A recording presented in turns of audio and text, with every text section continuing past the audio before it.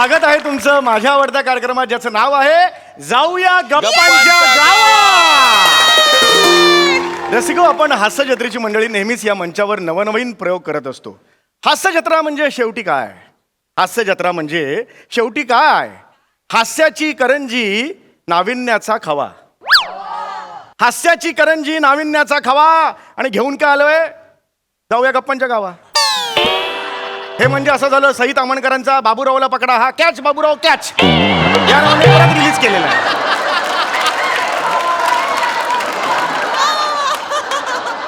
तरी सुद्धा या कार्यक्रमासाठी एकदा जोरदार टाळ्या. बऱ्याच दिवसांनी येतोय हा कार्यक्रम. मनात हुरहुर आहे, धगधग आहे, पण मला खात्री आहे, मला तुमच्यावर जास्त विश्वास आहे माझ्यापेक्षा. असं तुम्हाला कल्पनाच आहे, या मंचावर आपण विविध मान्यवरांना बोलवतो आणि आपण त्यांची मुलाखत घेतो, त्यांच्याशी छान छान गप्पा मारतो. तर आज इकडे येणार आहेत डबिंग क्षेत्रातलं अत्यंत मोठं नाव कर्णमंजुषा कंठ शोषे. एकदा जोरदार टाळ्यांनी स्वागत करूया. हो हो हो. वा वा. काय एंट्री आहे तुमची मॅडम. 1-2 वाक्य तुमच्यासाठी खास. इर्शाद 5 पर्यंत हॉल आहे, पटपट आटपूया.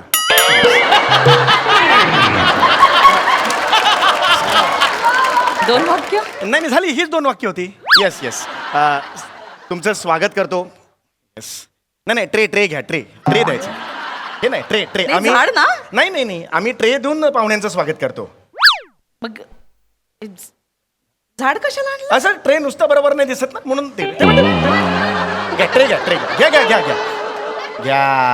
येस. थँक्यू. एकदा जोरदार टाळे यांच्यासाठी झाल्या पाहिजे.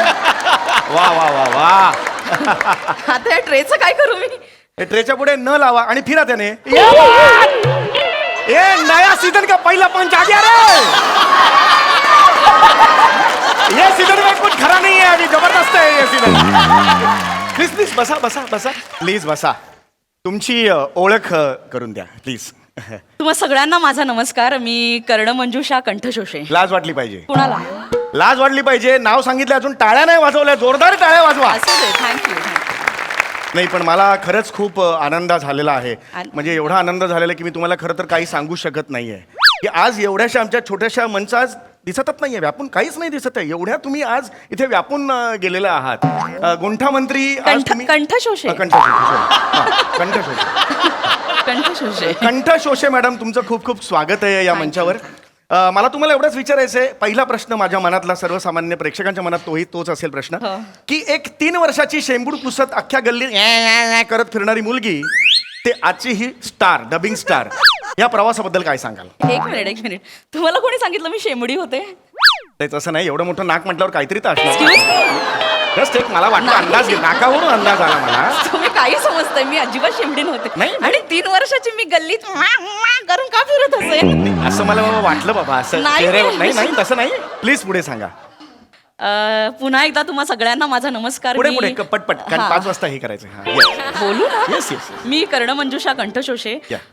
डबिंग क्षेत्रात सध्याचं आघाडीचं नाव म्हणून माझ्याकडे पाहिलं जातं. मोठी कारकिर्दी आहे तुमची. तर थोडा वेळ लागणारच, मला कल्पना आहे. Please take your time and do it. बोलू ना. हो येस, ऑफकोर्स. इथपर्यंत यायचा प्रवास फार खडतर प्रवास होता, अजिबात सोपा नव्हता. ह्या नकला करणं आणि वेगवेगळे आवाज काढणं हे सगळे कलागुण माझ्यात लहानपणापासूनच होते. म्हणजे खरं म्हणायला तर किडे होतेच थोडेसे. हे किडे नाही आहेत, किडेच आहेत. म्हणजे शाळेपासूनच होते. अगदी. शाळेतला एक किस्सा सांगते तुम्हाला. लहानपणी वर्गात असताना आमच्या वर्गातली सगळी मुलं खूप मस्ती करायचे. एक दिवशी असेच खूप मस्ती करत असताना मला कळत नव्हतं काय करावं. तर आमच्या फडतरे बाई होत्या. तुम्ही ओळखता? नाही, मी नाही ओळखत. नाही, जस्ट एक फडतरे आडनाव मला आवडलं म्हणून एक त्याला चाल लावली, बाकी काय नाही. आमच्या फडतरे बाई होत्या. मी त्यांचा आवाज काढला, काय रे, कोण आहे तिकडे? बाप रे, सगळी मुलं एवढी घाबरली. काय सांगताय? एकदम शांतता पसरली. मी ओळखत नाही बाईंना, तरी मी घाबरलो. इकडे काय आवाज काढलात तुम्ही आता? इथून आणि खांद्यातून. कलाकार आता तुम्ही, कलाकार आहात तुम्ही. खांद्यातून असं करून नाही, तेच म्हणजे ते जे काय काढलं ते. क्या बात आहे. या किस्सासाठी एकदा जोरदार टाळ्या झाल्या पाहिजे. क्या बात आहे. दुसरा एक किस्सा पण फार कमाल आहे. मग आधीचं का सांगितलं? तो आम्हालाच सांगायचं ना आधी, मग याला काय अर्थच नाही ना. मी सांगितलं होतं नाही. 5 वाजेपर्यंत हॉल मोकळा करायचा आहे. पहिला सांगितलं त्याच्यातून दुसरा आठवला ना तो मला एवढंच म्हणाय, कमाल कमाल कमालच इथे पाहिजे, दुसरं काही नको. Please please continue. तर लहानपणी आमच्या एरियात फार चोऱ्या व्हायच्या. हो. तेव्हा ती चड्डी बनियान गँग फार फेमस होती. ओ येस येस येस, मी सुद्धा ऐकलं होतं रसिको. आमच्या काळी म्हणजे माझ्या लहानपणी चड्डी बनियन नावाची एक गँग होती, अत्यंत क्रूर होती. ते लोकांनी वाळत घातलेले चड्डी बनियन असे चोरायचे आणि मग जाऊन चड्डी चड्डी बनियन म्हणून विकायचे नाही तिकडे. हो नाही तसं. अहो ते स्वतः चड्डी बनियान घालायचे. हा मग ठीक आहे, म्हणजे मी पण घातलंय बनियन, म्हणजे मी त्यांच्या गँग मधला तुम्ही दाखवू नका हो. ते फक्त चड्डी बनियान घालायचे. का ते निलाजरे होते? नाही नाही हो, ते त्यांची स्ट्रॅटेजी होती ना. चड्डी बनियान घालून अंगाला तेल लावून ते फिरायचे. ओ अच्छा अच्छा अच्छा. सॉरी, माझा आवाज फार वाढला. I am so sorry. हो, हो. तसं तुम्ही डिस्टर्ब करताय नाही मला जस्ट एक हे तर वाटलं. एकदा ते आमच्या एरियात असे आमच्या शेजारच्या घरी चोरी करायला आले. मी अशीच खिडकीमध्ये बसले होते चंद्र बघत. का का चंद्र बघत का? दिसत होता.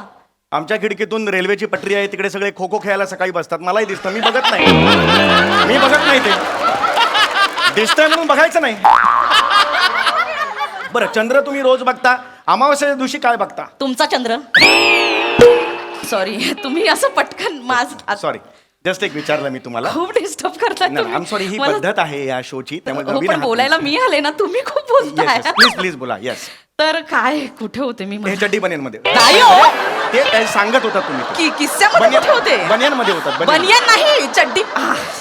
हा, चड्डी बनियन गँग चंद्र बघत बसले होते आणि बरं, मला बरं. दिसलं की शेजारच्या घरात काहीतरी हालचाल होते. तुम्ही बघितलं तर चोर शिरले आतमध्ये. Oh my God. मला काय करायचं कळेना. लहान होते आणि पोलीस पण, म्हणजे मोबाईल नव्हते ना तेव्हा आपल्याकडे. हो. चोर दिसले आणि मी काय केलं असेल तेव्हा? अळूवड्या? नाही हो.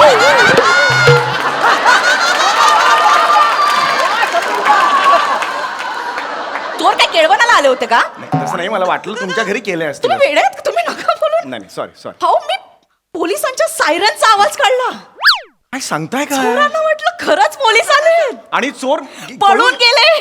क्या बात आहे. हे जे तुमचं प्रसन्न अवधानी आहे, प्रसंगावधानी. हे जे आहे, प्रसंगावधानी. हॅट्स ऑफ आहे त्याला, मी खरंच सांगतो. नकला आणि हे आवाज मी लहानपणापासूनच काढायचे. बरं, आणि बरं, बरं. प्राण्यांचे आवाज तर मी एकदम हुबेहूब काढायचे. काय म्हणजे- सांगता, प्राण्यांचा आवाज काढता? हो, म्हणजे त्यामध्ये? कुत्रे, मांजर, बदक. मी पण लहानपणी प्राण्यांचे आवाज काढायचो. मी अजूनही काढतो. म्हणजे काय आवाज? नाकतोडा, कमाल, झुरळ, ए निकाल चाल निकाल, अरे खतरनाक आवाज काढायचो मी.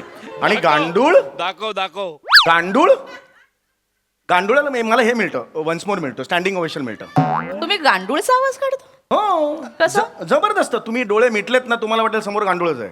डोळे उघडे ठेवून पण मला तेच वाटतं समोर गांडूळ आहे. अरे बापरे. नाही पण खरं सांगतो, तुम्ही डोळे मिटा बघा, डोळे मिटा. हा, डोळे मिटा, आवाज बघा, हात पुढे करा. गांडूळ गांडूळ.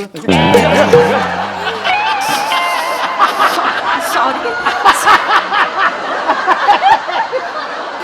तुम्ही गांडूळचा आवाज गांडूळ असा काढाल? गांडूळ गांडूळ असाच काढावा लागतो आवाज. मी सगळ्यात भारी आवाज कशाचा काढते माहितीये? कुठला कुठला कुठला? कानाखाली.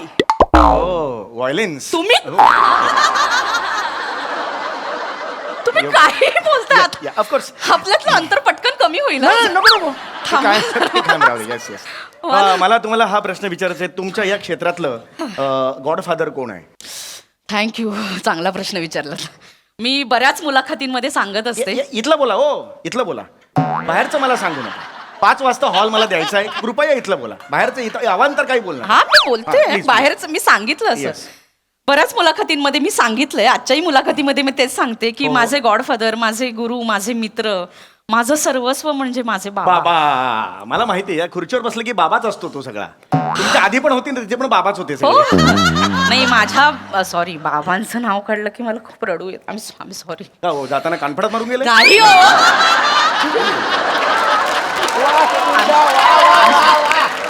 I am sorry. नाही, मी रडू का आलं एकदम? मला ते काम नाही. बाबा नसते तर काय झालं असतं मला माहित नाही. नाही, बाबा पाहिजेत आयुष्यात. बाबा पाहिजे म्हणजे बाबा नसते तर मी तरी कोणीच बोलू नसतो बोलू ना. मी बोलू की तुम्ही बोलताय? नाही तुम्ही प्लीज बोला, तुमचा इंटरव्ह्यू आहे. येस.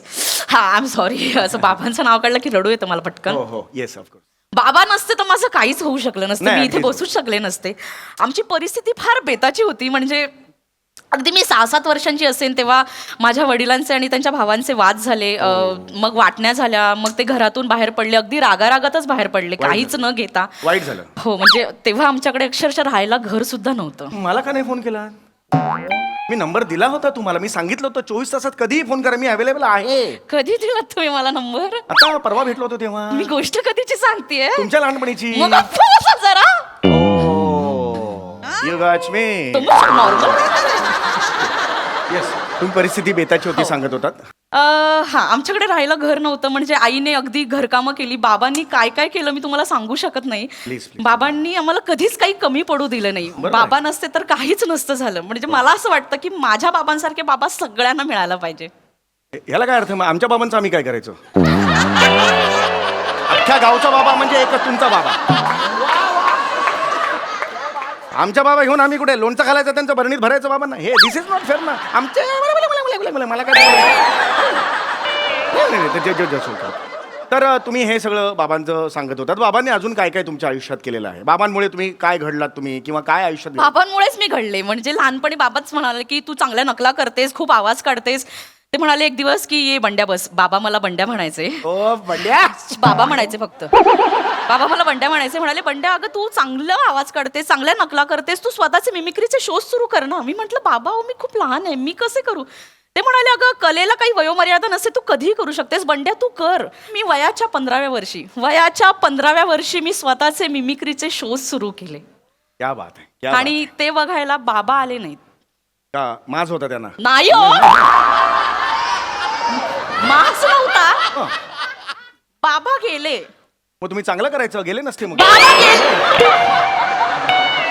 बाबा गेले म्हणजे वारले बाबा माझे. माय गॉड, एक्सपायरी डेट. ओ हो हो. तुम्ही काय एक्सपायरी? नाही, मला लक्षात नाही आलं. Very very sorry, very sorry. I am sorry.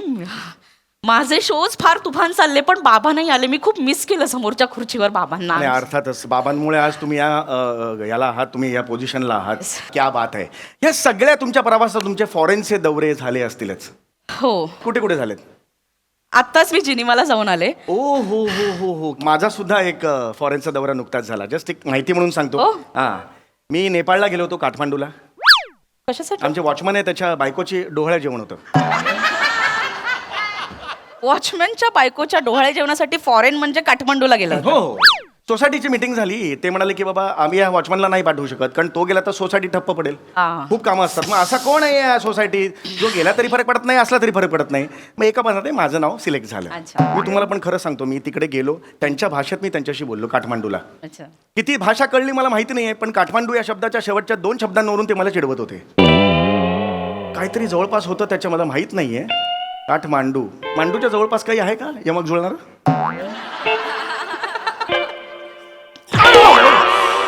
मांडूच्या जवळपास समानार्थी शब्द पाहिजे तुला? Violence? कोणी सांगितली ही सिरीज सुरू करायला? कोणी सांगितली तुला? मी माझीच ठरवली. कशाला? हे लोकांची डिमांड होती. कुठल्या लोकांची? कोणाला पण विचार नकोय, कुणालाच नको ही series. कुठल्या लोकांची डिमांड होती? बंद करायची लगेच ही सिरीज. काय खायचं तुला ही सगळं सुरू करायची? रंगभूमीची गरज आहे. नाही गरज. तुम्ही या जरा.